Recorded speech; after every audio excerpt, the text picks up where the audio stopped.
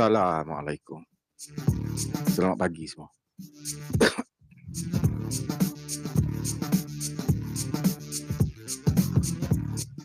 Sangat sound cantik ya.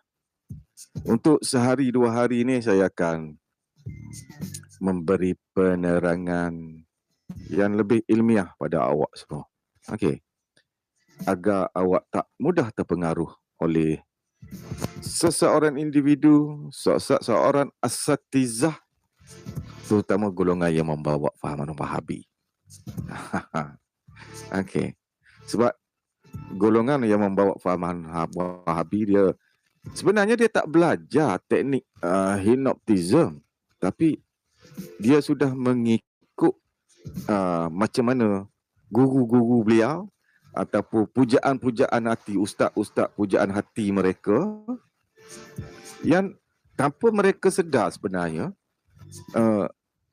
asatizah golongan yang membawa fahaman Wahabi ni menggunakan taktik confusing, mencelarukan akal anda, taktik mengkonfuskan diri anda, menggunakan taktik mengelirukan akal anda. Okey, bila teknik mengelirukan atau mengkonfuskan akal menyebabkan anda senang untuk dihipnotis. Okey, dihipnotis ataupun kita panggil dipukau cara lembut, bukan menggunakan black magic ke ilmu salah ke, bukan. Ini adalah satu taktik sahaja yang banyak digunakan oleh ahli-ahli politik ataupun penceramah-penceramah dalam membangkitkan minda awak agar lebih aktif dalam life untuk berjaya dalam kehidupan. Tapi mereka juga belajar macam mana untuk nak manipulate diri anda untuk kebaikan. Bagus, memang tak boleh dinafikan dalam penyampai-penyampai dalam seminar-seminar untuk membangkitkan semangat juang, semangat belajar, semangat berniaga, semangat untuk berjaya dalam perniagaan. Teknik-teknik yang digunakan bagus untuk diri awak. Dia menggunakan teknik pergerakan tangan, pergerakan mata, cara pandang mata, cara dia menggunakan toner suara tinggi rendah. Tapi untuk kebaikan diri awak itu terpuji. Tapi bila ahli politik menggunakan teknik hypnotism pada diri awak, tapi awak tak tahu mereka menggunakan teknik tersebut melalui kata-kata tinggi rendah toner dengan pergerakan tangan, sebenarnya awak terpukau sampai awak tak boleh nak menggunakan akal logik. Itu tak baguslah. Memang yang tu tak eloklah. Okey. So dalam kebanyakan golongan-golongan yang membawa fahaman Wahabi ni, untuk pengetahuan awak, bila saya banyak tonton video-video mereka, mungkin mereka tak ada niat untuk nak hypnotize diri awak, tapi dia ikut cara keedah asatizah Wahabi pujaan hati mereka. So mereka terikut cara percakapan tu tanpa disedari benarnya mereka sudah mengikut cara teknik hypnotism. Pukau cara lembut pada penonton-penonton yang melihat ataupun peminat-peminat yang menonton ataupun kepada asatizah kepada murid-murid mereka. Benarnya mereka sudah menjadi tapsuk. Okey. Tapsuk tu disebab terpukau. Benda ni saya akan bagi contoh untuk awak mudah untuk faham. Okey. Yang penting dulu, sound okey ke tak okey? Saya nak buat video sekejap saja, 10 hingga 15 minit. Yang penting sound okey ke tak okey dulu. Saya akan cerita sedikit demi sedikit untuk awak lebih senang faham. Cuma saya mau tahu sound okey ataupun tak okey. Yang lain akan tonton kemudian sebab saya bangun awal pagi ni.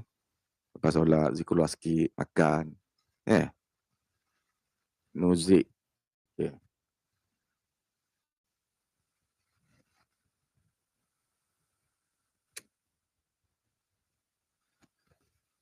Saya akan lebih lagi kaji video-video datang daripada asatizah golongan yang membawa fahaman Wahabi ni. Dan saya akan cuba terangkan macam mana teknik hypnotism, teknik pukau, teknik menyebabkan awak jadi tapsuk. Okey. So banyak juga golongan-golongan tertentu bila mereka cuba untuk membawa kepada anak murid menjadi tapsuk, ini adalah pergi pada satu tahap level yang level yang bahaya. Terutama sekali golongan-golongan yang tak berpelajaran lah. Yang lemah minda. So, yang ni awak kena belajar menggunakan akal. Apa-apa yang diberitahu, apa yang diajar, menggunakan akal. Tapi golongan-golongan asatizah, golongan Wahabi ni, benda yang tak jelas, benda yang tak nyata, dia menggunakan taktik confusing akal anda sampai awak boleh mengatakan, benarlah, betul lah. Padahal dia dah menyebabkan awak dah terpukau, awak dah dimanipulasikan akal. Walaupun tiap kata-kata mereka itu tak mempunyai asas yang kukuh, tapi menggunakan teknik confusing, orang panggil. Faham tak? So, untuk awak lebih faham, awak cuba ikut video saya yang semalam. Macam mana awak nak merasa untuk dipukau.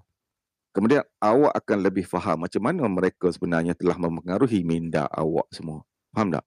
Benda tu saya boleh tunjuk live. Bukan tunjuk-tunjuk macam tu saja, saya boleh tunjuk live pada awak. Dan untuk awak nak tonton yang sedap, awak tonton petang karang. Sebab petang karang baru awak boleh tengok live chat yang ada dalam video semalam. Baru awak tahu berapa ramai yang boleh rasa sebenarnya bila kita buat. Berapa orang yang sudah terpukau ataupun terhipnotize cara kaedah saya yang saya tunjukkan pada anda semua. Okay, sebab benda tu saya belajar. Yang paling jelas, paling nyata saya nampak, saya tak nak menggunakan nama sesiapa, dia menggunakan teknik confuse. Bila saya tengok, oh ya, dia menggunakan taktik hypnotize pada diri awak tanpa awak sedar sebenarnya. Melalui percakapan, mula-mula dia bercakap. Dia menggunakan contoh dia. Rasulullah mazhab apa Rasulullah? Rasulullah mazhab apa? Ada sesiapa boleh beritahu saya tak Rasulullah mazhab apa? Tolong beritahu saya. Siapa yang tahu? Dan awak sendiri, bila awak register mazhab? Boleh beritahu saya tak bila awak register mazhab? Dia gunakan teknik confusekan awak. Awak pun fikir, tak dapat. Awak tak lepas nak fikir. Awak dah kena pukau dah. Dah diconfusekan oleh dia dah. Akal awak. Betul tak? Awak tak sedar sebenarnya awak sudah dipukau. Pukau cara yang lembut, cara hypnotism. Pertama sekali dia guna tangan. Ada siapa sini boleh tunjuk dekat saya? Rasulullah mazhab apa? Rasulullah. Dia solat, dia ikut mazhab apa? Dia gunakan teknik tangan, jari dia. Okey. So, dia menggunakan dua kaedah. Tone suara, teknik confuse dan pergerakan tangan. 3 teknik dah dia ada. Okey. So, awak semua ni, bila awak register mazhab? Bila? Tunjuk dekat saya. Bila awak register mazhab? Tengok. Dia guna 3 teknik. Tone cara bercakap, dia confusekan akal awak, dia menggunakan pergerakan tangan. 3 teknik dia guna. Nampak tak? Dan awak tak sedar sebenarnya awak dah terpukau. Awak sudah dihipnotize oleh mereka. Menyebabkan awak tak boleh fikir. Tapi kalau awak fikir sikit je. Rasulullah mengikut mazhab apa? Rasulullah tak mengikut mazhab. Dia mengikut apa yang disampaikan oleh Jibril. Rasulullah tak perlukan apa-apa mazhab. Mazhab dia, apa yang diberitahu oleh Jibril. Okey. Dia tak boleh memperbodohkan. Tengok, teknik perbodohan maknanya digunakan. So, yang kedua, bila awak dah register mazhab, kalau awak tahu menjawab, menggunakan akal, berfikir sedikit saja, kita di Malaysia 99% adalah bermazhab Imam Syafi'i. So, bila awak dilahirkan, awak ikut apa saja agama yang disampaikan, agama ibu bapa. Kalau Cina, jadi Cina lah dia. Kalau Hindu, Hindu lah dia. Kalau kita Islam, Islam lah kita mengikut apa ke agama ibu bapa kita. Okey, nak lebih ilmiah sikit, kita nak faham. Maknanya, bila umur kita 7 hari, selalunya dalam 7 hari itu, ibu bapa kita akan pergi register untuk buat surat beranak. Di sana akan diberitahu agama apa, agama Islam. Bila agama Islam, maknanya tak perlulah kita tulis mazhab sebab 99% itu adalah mazhab Imam Syafi'i. Maknanya awak dah bermazhab dah dengan sendiri. Betul tak? Boleh faham tak? So, bila awak menerima satu-satu soalan yang nampak macam mengconfusekan diri awak cuba lari daripada awak hypnotize, awak dipukau. Start guna akal dan berfikir. Faham tak? Berfikir. Kalau rasa tak boleh berfikir, awak keluar daripada sana. Jangan menyebabkan awak confused, senang dia akan manipulate diri awak. Nampak tak? Tengok. Data. Awak sendiri tak tahu bila awak ikut mazhab saja. Faham tak?